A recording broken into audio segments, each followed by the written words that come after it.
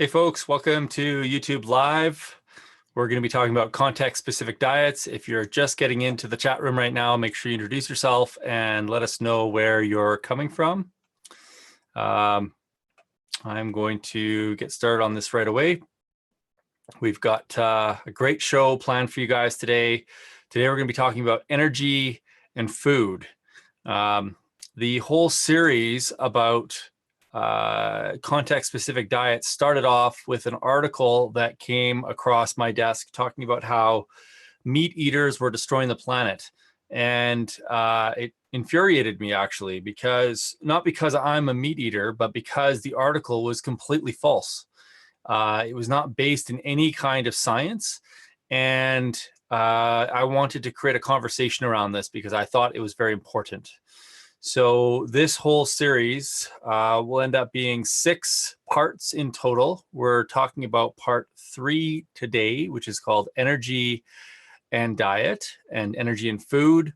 And it's part 3 of a 6-part series about context-specific diet. So if you're just getting into the chat room, enter in your name and where you're coming from.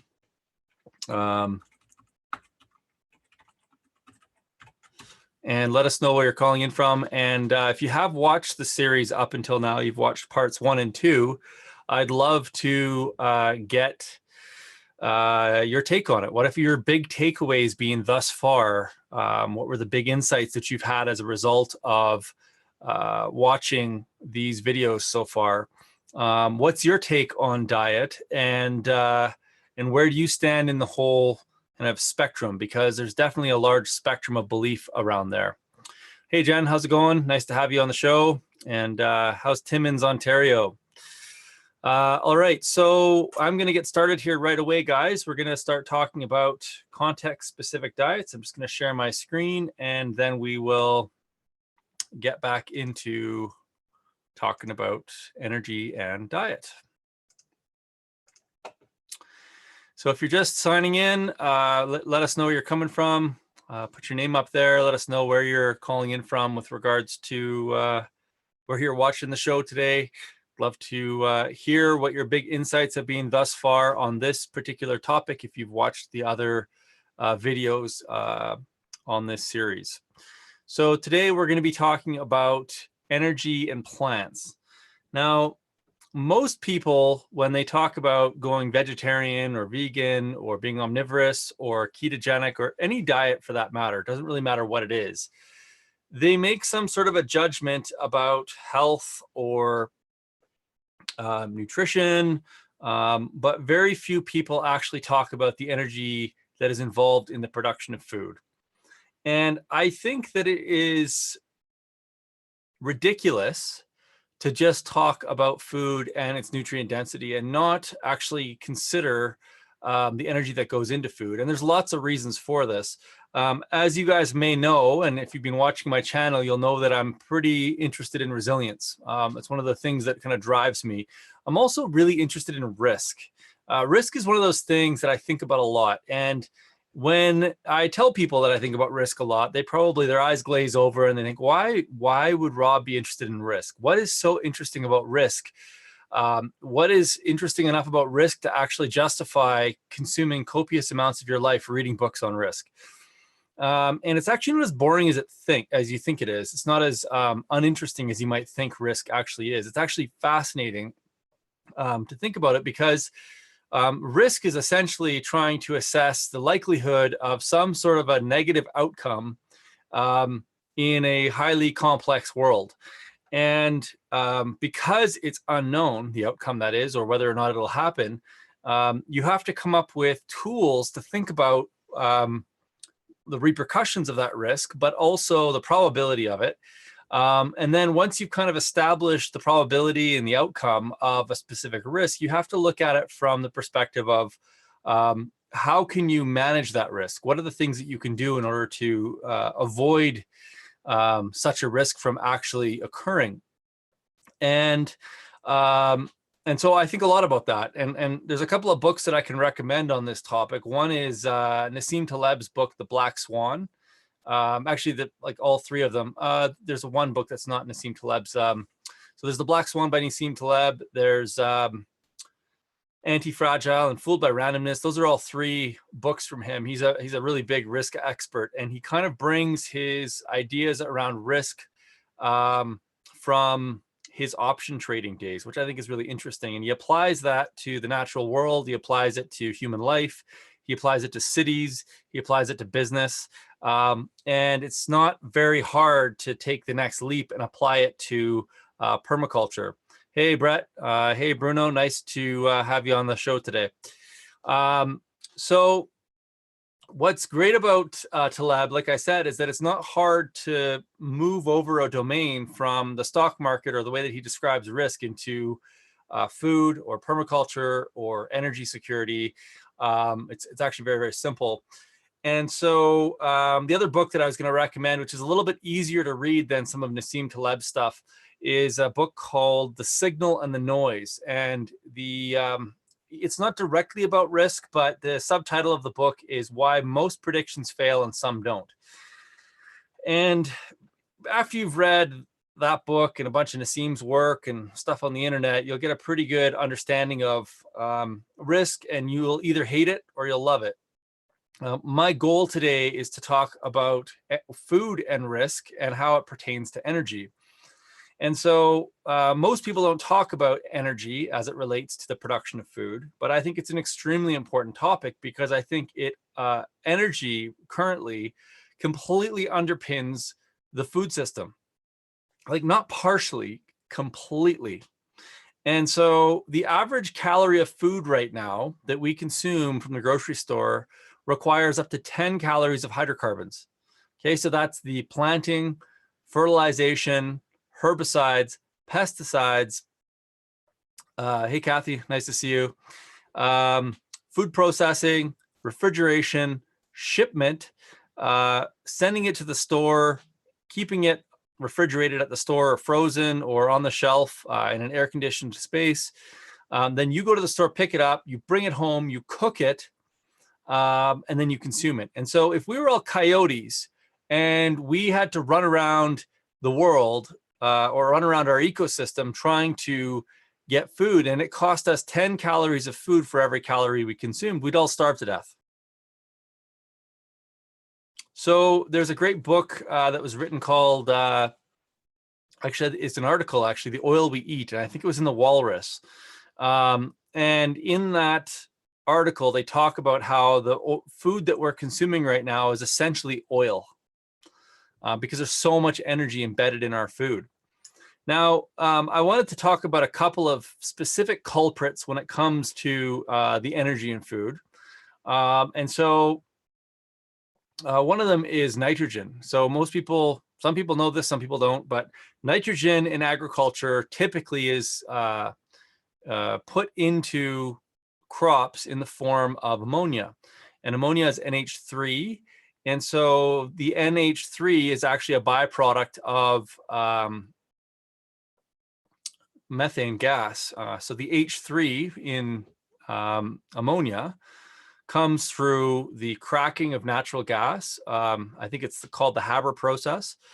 And so farmers will put NH3, they'll inject it into the soil and to try and get plants to grow better, essentially.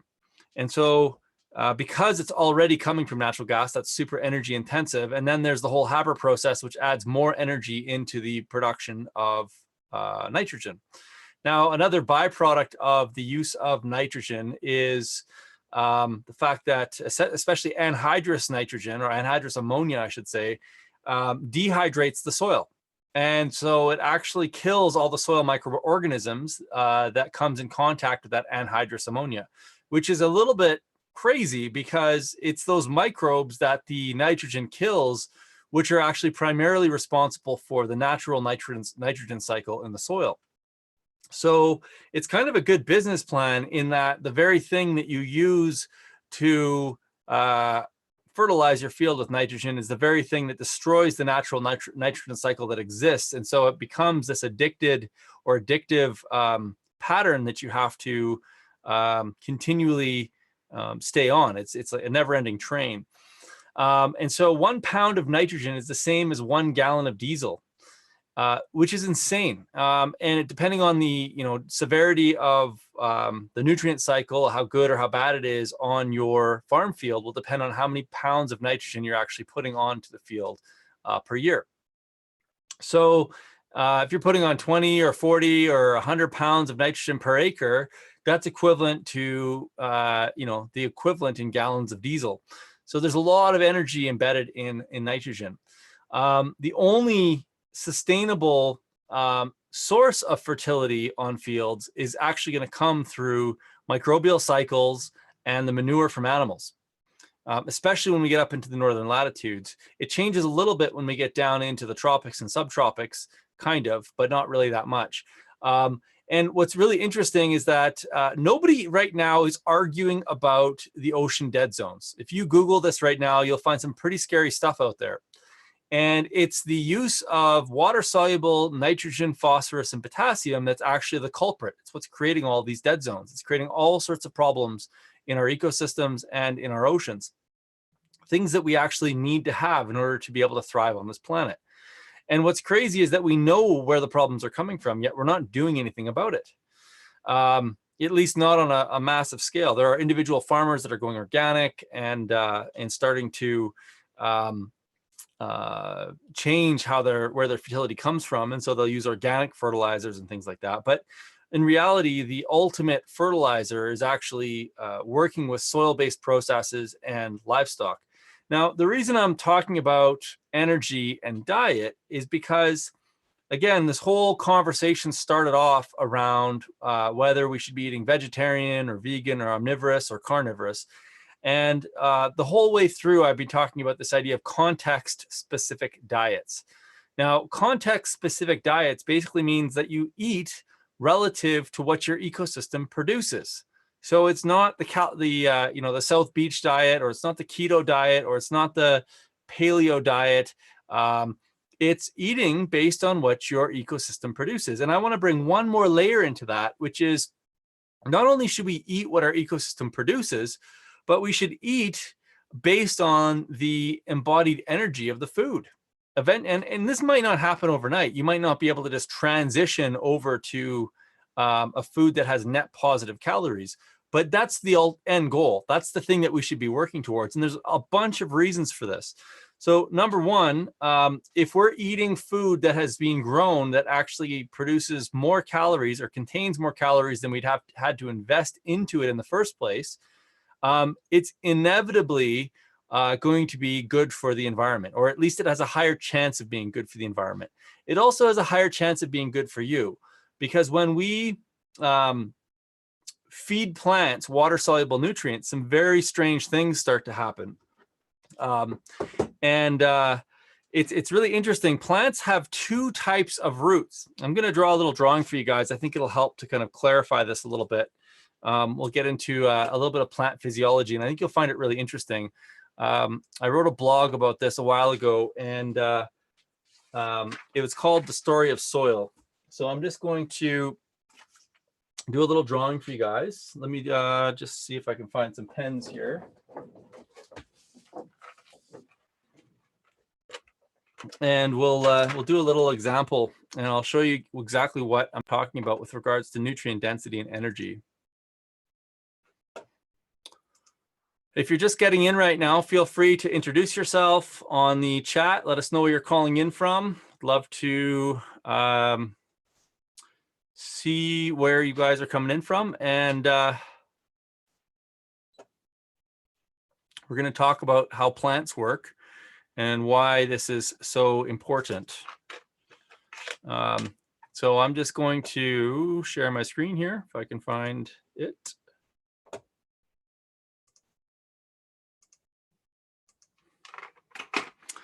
Okay, so plants are really interesting because they start from a seed, which everybody knows, and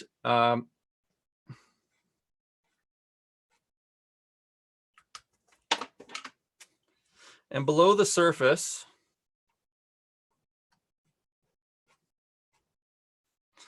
they have two types of roots. So if we expand this out up here,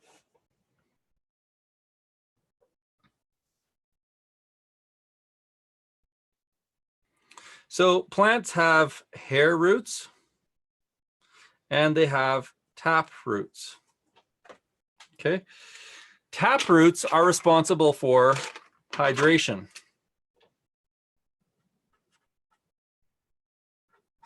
So they drink. Okay. They're the ones that are bringing water into the system. Hair roots are responsible for nutrient uptake.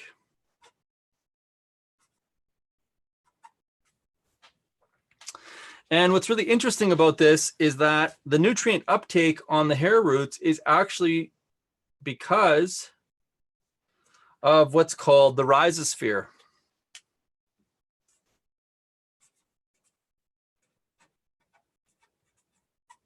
So the rhizosphere is the atmosphere or the single layer of the plant root where all the microbes live. Okay, now these microbes basically hold on to the root, and what they say to the plant is like, hey, I can get you some nutrients if you can get me some sugar, because as a microbe, I don't photosynthesize. And the plant says, oh, that's awesome, because you know what? I can't really go after nutrients. The only thing I can really do is drink. And so these hair roots are my gift to you. You can live here on my rhizosphere, and I'll feed you plant sugars all day long as I photosynthesize if you exchange your plant nutrients with me. Now, soil microbiologists have actually found that plants have the ability to change the charge of their chlorophyll. And so as a plant is photosynthesizing, so it's taking sun out of the sky, or photons, and it's taking those photons and creating the process of photosynthesis, which then pulls CO2 out of the air, okay, and releases O2 back into the air and takes the carbon. So the carbon then gets turned into what we call plant exudates, okay? And you can think about this word as microbe food. So this is the stuff that the microbes want to eat. And what the plants will do is they will change the charge of the sugar molecule that goes down into the plant. And they will, the charge itself, the charge of the sugar will actually attract specific microbes to the sugar. So let's say, I'm just going to make this up, but let's just say that the sugar had a charge of +2, and it specifically was going to attract microbes like protozoa, and protozoa is one of the primary microbes that brings nitrogen to plant roots. So let's say that protozoa only like sugar that is charged with a +2 charge on it. The sugar, the plant and the microbe are communicating, and it's like, oh, there's a +2 sugar, that's for me. I know that if I'm the plant's going to give me that +2 sugar, then I need to give it some nitrogen. So the protozoa goes around, eats a bunch of microbes, poops it out on the plant root, and the plant has a nutrition. Now, this means a couple of things. Number one, the plant is actually able to control its nutrient uptake on a second-by-second basis. And I would argue that this might actually mean that the plant might have some sentience. Number two, when we feed water-soluble fertilizer, doesn't matter if it's organic or inorganic to a plant, we are actually forcing the plant to bring nutrient up through its taproot. Now, this means something as well. And this means basically that feeding plants water-soluble nutrients, nitrogen, phosphorus, potassium, or organics, doesn't really matter, is equivalent to feeding your children Coca-Cola. Okay, so the plant might be thirsty, but if there's water-soluble nutrients there, it's going to drink or hydrate, but it's also going to take up nutrient that it doesn't need. As a result of this, the plant gets really green, it gets bloated. That bloating is basically just, and that super green look is just a signal to pests to come and attack it. And then from a chemistry perspective, the plant chlorophyll, the Brix starts to drop. Okay, so the Brix level comes down. Brix is a measure of sugar. Most pests that will attract plants, most pests that will attack plants are actually diabetic because they don't have a pancreas. So if a plant is bloated and sick because it's consuming water-soluble nutrients, aka the Brix level is low, then pests know that they can go and eat it without getting any damage. In fact, they're going to get a lot of benefit from it because they're able to consume the plant without going into anaphylactic shock because they don't have a diabetic reaction because the plant sugars are so low. Now, it turns out that the Brix level in the plant is directly correlated to the nutrient density of the plant itself. So growing food with the use of synthetic fertilizers is not necessarily a good option. So it's bad from an energy perspective, but it's also bad from a nutrient density perspective as well. So we need to take that into consideration. So plants that have a positive net energy, a positive net energy are likely going to be grown in a more environmentally friendly way, and they're likely also going to have more nutrient density as well. So yet another reason to choose plants that that are grown properly. And so the thing that really bugs me about these dogmatic articles about, you know, everybody should be vegan or meat eaters are killing the planet or whatever it happens to be, it doesn't really matter whether it's pro-meat or pro-vegetarian or pro-vegan or pro-paleo or pro-keto. Let's actually bring diet back down to the amount of energy it takes to produce this stuff. Because coming back to the initial conversation we started this with around risk, what happens when the natural gas runs out? So now we've created an entire population of people based on this huge explosion of food that we've created because of the abundance of natural gas. And all of a sudden there's no natural gas anymore. So where's that nitrogen going to come from? Well, I actually have a solution to it. And we're going to get to it in part 6 of this this webinar cast, but it's extremely susceptible to crash because you take the energy out and you basically don't have a food system. What happens when we don't have diesel for tractors anymore? It may not happen. Like, I'm not saying it's gonna happen. I'm saying that if it does happen, you create a very tipsy and fragile food system as a result of building an entire food system around free, cheap and available diesel, cheap and available nitrogen fertilizer from methane, and phosphorus, which is one we haven't talked too much about, but which is teetering on the verge of collapse as well, because there's actually only about 20 years of phosphorus left. And most of the phosphorus that we're adding into industrial agriculture is mined. So when phosphorus comes to an end, or when nitrogen comes to an end, or when diesel comes to an end, the food system comes to an end. And so we don't know which one is going to go first. But if you're relying on food that comes from inputs like this, from a really energy intensive system, those are just the fertilizers. That doesn't account for buying food that has to get shipped from a really far distance away. And so if you're living in a northern climate and your diet depends on you getting vegetables from Mexico and California, or grain that's stored from summer production that was grown as a byproduct of these types of fertilizer mechanisms, you're not eating a sustainable diet. I don't care if it's vegan or vegetarian or confined animal feeding operation meat. If it's industrial food, whether it's industrial vegetables, industrial grain, industrial meat, the chances are it's not sustainable and it's highly risky. So you've built your entire sustenance off of a system that could collapse at any moment. And this is one of the reasons that I think gardening is so important.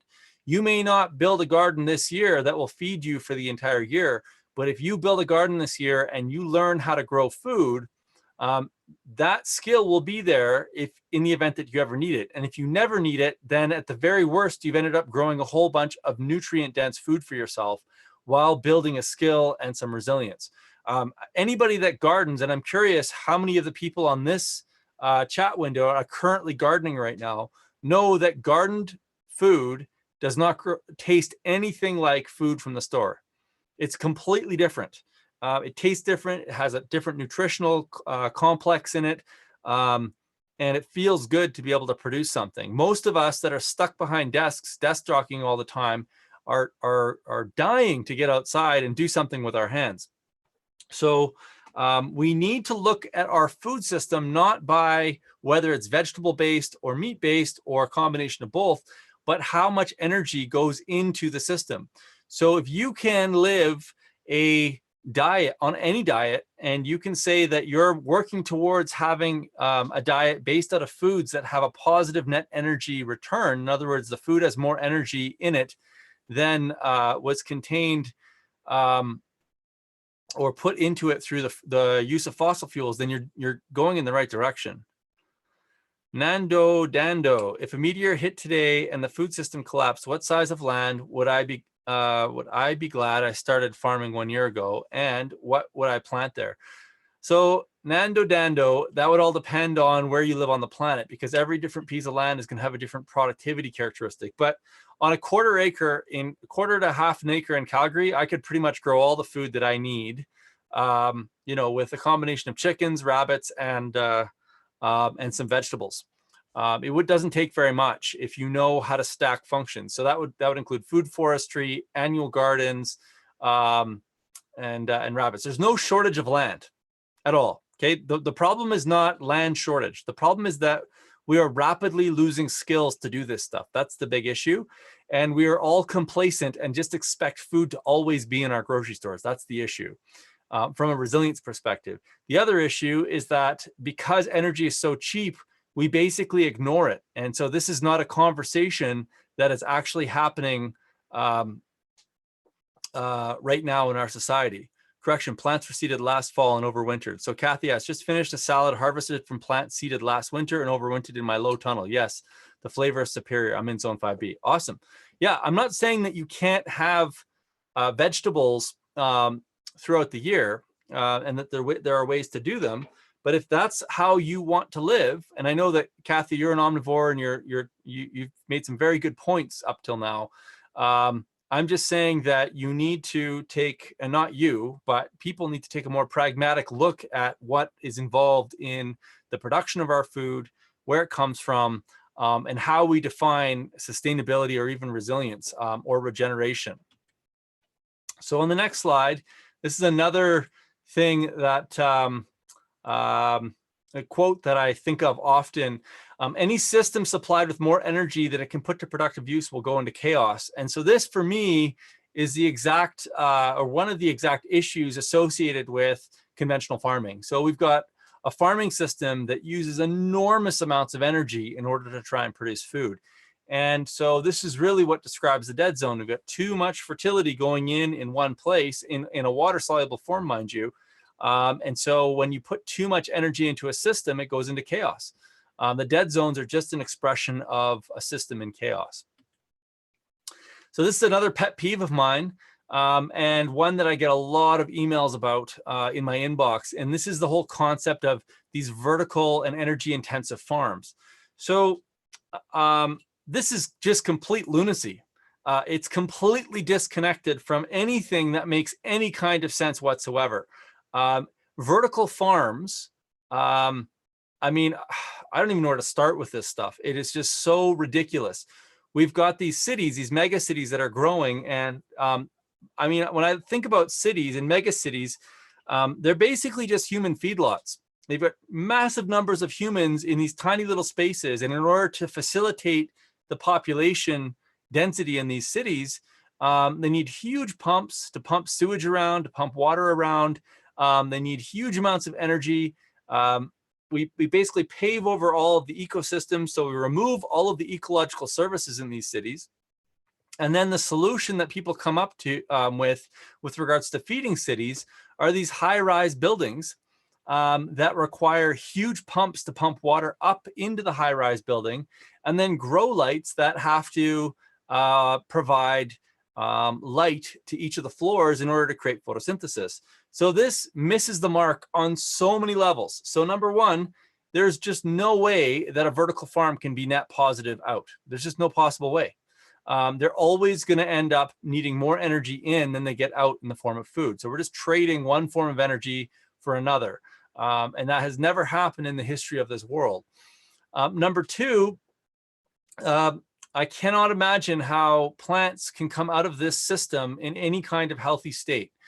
Plants have evolved with wind, they've evolved with real sun, they've evolved with rainfall, you're taking away all of the things that plants have evolved with in order to grow them inside of these giant buildings. These attempts at farming are basically a misunderstanding of the problem that we find ourselves in globally. The problem is not an energy shortage. The problem is not a shortage of land. The problem is that we've taken highly complex ecosystems, like the millions and millions of bison running on the prairie, like the megafauna that was exterminated close to 12,000 years ago, and we've simplified all of these systems down to one crop. So we have thousands or millions of acres being grown to wheat, or millions of acres being grown to canola, or millions of acres being grown to corn. Nature has never had such a simplistic assemblage of plants. And so those plants are unable to put all of the solar energy to productive use, which means that we're actually producing at a lower level than nature would have produced at, 100, 200, 300 years ago. I mean, you look at a forest ecosystem and you compare it to a cornfield, you've got two totally different energetic systems there. And so a vertical farm is an attempt at trying to solve a food crisis, and pretending like the food crisis is a result of a lack of land.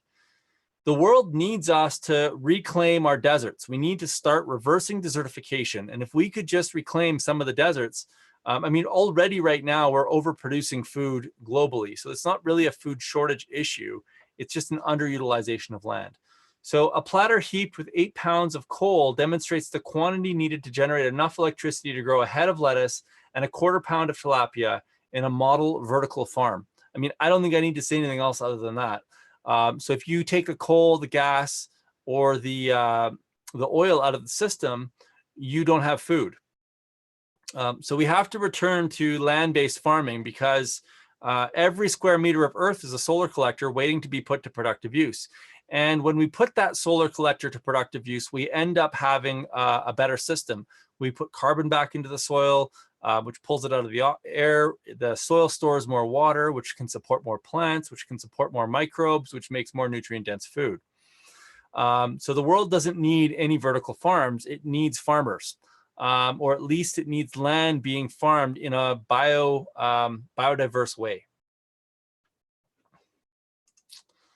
Okay, so next week we're going to talk about what this actually means in terms of context-specific diets.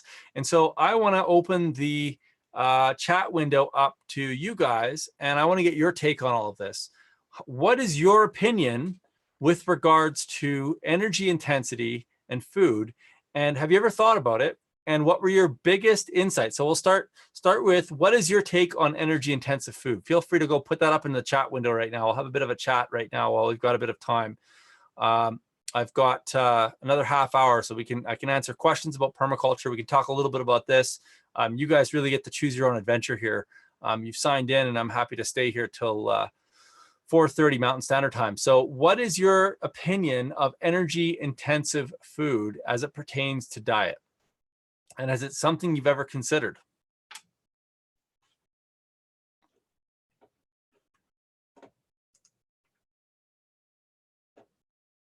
So I'm just going to go back to a couple of comments. Simple Generosity says, context specific has been my biggest insight so far. Also had this insight in the PDC. Such a simple answer, yet we rarely talk about it. Absolutely. Richard Russ calling in from San Francisco. Kathy, hair roots equals sometimes called feeder roots then. Yeah, totally. I'm not sure. I mean, I've heard of the term feeder roots. I just personally always call them hair roots. And that's typically where the nutrient exchange occurs. Okay, so asking the question if you guys have ever considered energy and food, and if you have, or if you haven't, I should say, what are your biggest insights around how much energy goes into our food and the risk that that creates when it comes to our food system? And while I'm waiting for you guys to answer, I'd love it if you guys can hit the like button if you found something interesting out of today's video. That always helps the channel to track a lot better.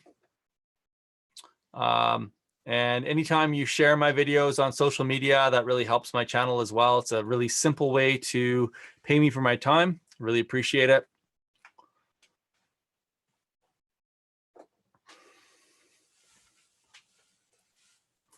Okay, so not too many comments out there about energy and food. Simple generosity. One only considered energy and food as it relates to trucks and transporting. But what you spoke about today makes so much sense. Yeah, totally. Glad that you found that insightful. Anybody else want to add any comments to that? Kathy, yes, have considered less risk, I think, for small producers with local clientele. I can grow veggies and fruit, and there are CSAs and local meat producers. Yep. Richard Russ, I've never considered it. Energy intensive farming. It does seem stupid, but many things people do are stupid. I don't think people go into this trying to be stupid. I just think that there's a lot of oversight, and I don't think people realize how much energy humanity currently requires in order to keep the systems kind of running, the wheels on the bus, if you will. Marcus, I've started thinking about NO2 emissions from chemical fertilizer use. Yeah, and what have you thought about that? I'm curious what your reading or research or thoughts have led you to.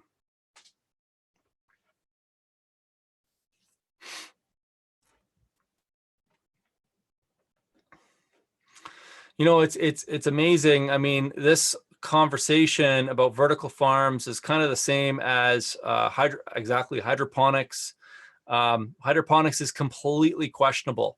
Most people don't realize what's involved in hydroponics, but first of all, you're using a chemical-based fertilizer most of the time to run a hydroponic system. Second of all, you're using pumps to pump around water and fertility, so that's using a lot of energy.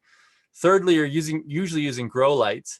And something that most people don't realize is that hydroponic fluid never gets fully utilized. And so once it's done, it actually gets disposed of in the sewer system, and it creates all sorts of havoc. And then lastly, if you think about hydroponics, I mean, you're basically feeding water-soluble nutrients to plants, which means you're feeding the taproot and not the hair root. So you're force feeding these plants, which is why you're seeing this huge growth rate, but those plants are not healthy for you. Hydroponic food is not healthy to eat. So, yeah, I mean, growing vegetables year round with hydroponics seems like a great idea until you actually start to dig into the physics behind it.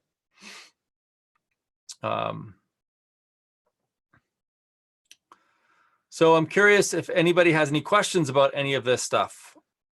Richard Russ, when things are driven by profit, the solution always is what can make the most profit, not what is sustainable or the best or healthiest. The thing is that I agree with that, except that I think sometimes what's most profitable is not known. You know, when I think about what Curtis Stone is doing on 1/3 of an acre in Kelowna, BC, you know, he's generating 100 grand on 1/3 of an acre. So the difference is that his is labor intensive, whereas hydroponic is energy intensive. And generally, it's cheaper to deploy energy than it is to deploy labor. But I think the way around that is to actually have a meaningful conversation with your clientele around what makes your product different. So why are your vegetables healthier than hydroponic vegetables? And if people can get their heads around that, they'll pay a premium for that product. And right now, we've never lived in a time when food has been cheaper than it is right now. So people are open to spending a premium if they know they're getting an upside. Kathy says, this stuff is critically important to understand how to get the tipping point of people to care. You know what, Kathy, I used to ask that question all the time. And what I've come to is that there are so few farmers right now. There's so few people doing it right now. We just need to equip farmers with the right marketing tools. We need to give farmers the right information to be able to message what it is that they do so that they can get the premium that they need in order to be profitable. If farmers are profitable and they're making a living, there's a huge desire for young people to get back into farming, but they don't know how to do it. And if we can create models of profitable farms that are actually doing things in a regenerative way, the farmers will follow. The people will follow into that vocation, and we will be able to create a new generation of farmers. In addition to that, I mean, I only have to give people who come through my programs one tomato, and they're sold for life. So I think people are just so used to eating cardboard now that when you give them something that's not cardboard, they instantly gravitate towards it. So I think the solution will partially be around how to engage new farmers into the profession, but it's also going to be about showing people how to grow their own. I think there's a huge opportunity there as well. And I think we need more people gardening food. I think that's really important.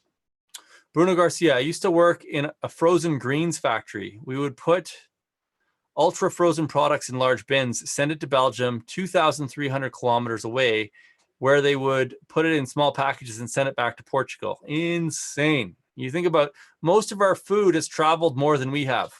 It's better traveled than we are. Marcus Havland, I was watching a Savory Institute panel and they mentioned NO2 as an aside. Richard Teague suggested that he was going to cover it in his future research, but there's not a lot of research. So Richard Teague is an incredible researcher, and I recommend anybody interested in holistic range management or grazing, check out some of his work. I highly, highly recommend it. It's super interesting. If you ever get a chance to watch Richard Teague talk either online or in real life, I highly recommend it. Super interesting guy. Richard West, global warming will take care of the lack of farmers. The US lost 50% of its wheat in 2016. That kind of thing will be happening more and more. Why did it lose 50% of its wheat because of global warming? Was it lack of water? What was the main root cause there, and what caused it?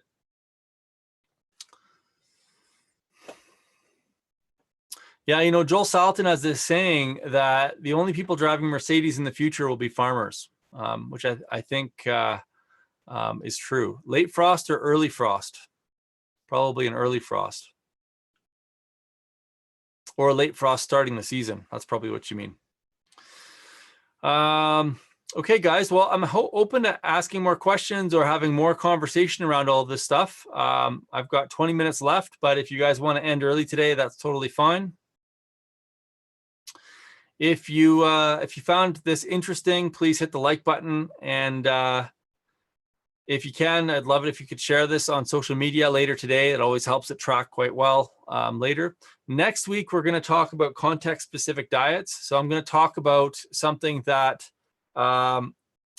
relates to how diet needs to shift relative to where you live on the planet or what your latitude is.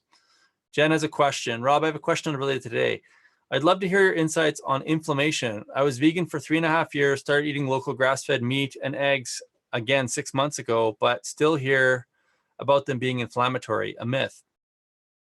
So inflammation and fat are related to the omega-3 to 6 ratio generally, but there's probably other factors related to that as well. So generally you want an omega-3 to 6 ratio of 1:1 or 2:1. And generally speaking, grass-fed or pastured poultry or pastured eggs, pastured meats generally have a at least 1:1, or it can be 1.5 or 2:1 omega-3 to 6 ratio. When we get those omega-3 to 6 ratios correct, then the fats in those animal products become anti-inflammatory.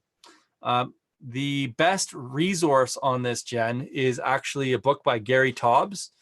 That's one really good resource. And so, sorry, my nose is so itchy. Gary Taubes has a book called Why We Get Fat and What to Do About It. And he talks a lot about inflammation in that book. And he talks a lot about fat, actually, not just human fat, but the fat that we consume. Also, cholesterol is a really, really important nutrient. And all this stuff about reducing cholesterol is complete BS. And so he goes into a lot of depth in that book as well. So that'd be a good place to start. I'm trying to think of another really great resource that I highly, highly recommend is there's a podcast by Tim Ferriss where he interviews a guy named Dom D'Agostino. And Dom D'Agostino is kind of the leading expert right now on ketogenic diets. And even if you don't go ketogenic, that's okay. But you'll want to learn some stuff about ketogenic diets because there's an enormous amount of research being done on ketogenic diets and inflammation. One more really good resource is called The Paleo Approach. And it's a book written by, I think she's a neuroscientist. And she talks about inflammation specifically and all of the autoimmune diseases that result as a result of inflammation due to specific foods that you consume. So those are 3 resources I would check out. Marcus says, so when people get scared about the methane emissions from beef, I'm wondering about the GHG emissions we're not measuring from annual production. Yeah, you know, honestly, the GHGs from annual production are probably exceeding the GHG emissions from methane. And the thing is, here's the problem with talking about how cows are causing climate change. When you look at a cow on an acre of land or whatever increment of land that cow needs to survive for a year, if that cow is properly managed, that cow in conjunction with the ecosystem, which is one and the same, like we can't think of these things as separate elements. The grass needs the cow and the cow needs the grass, is actually a net carbon sequestration device, okay, or an element. So everybody that's talking about methane is like completely missing the point. The point is not cows are bad. The point is confined animal feeding operations are bad. They're causing dead zones and they're causing massive emissions.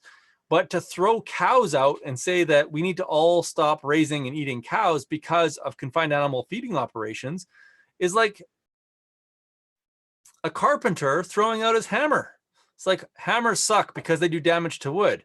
Well, yeah, they do. If you just go and hammer wood, they're going to damage it. But if you have a nail to put into the wood, a hammer is a really useful tool. And so when we look at systems as wholes, that's when we can start to get a more realistic picture of whether an element is positive or negative. We have to look at it through the lens of energy. We have to look at it through the lens of carbon being stored in soil. We have to look at it through the lens of water storage. We have to look at it through the lens of biodiversity. So when we look at most annual production, whether it's industrial vegetables, industrial grain, industrial beef, industrial anything, we have a poor energy ratio. We have lower biodiversity. We are creating dead zones. We are creating GHGs. Now, when we take the vegetable farming, we put it back into the context that it should be in your backyard or in small market gardens.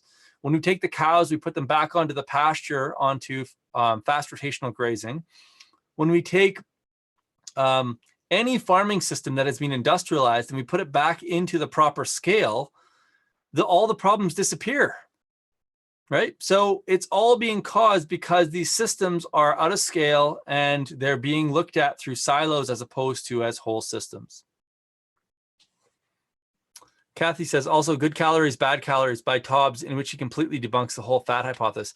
Totally. I love the Good Calorie, Bad Calorie book, Kathy, but it's, if you're looking for an approachable book, that Why We Get Fat and What to Do About It is actually a condensed version of Good Calories, Bad Calories.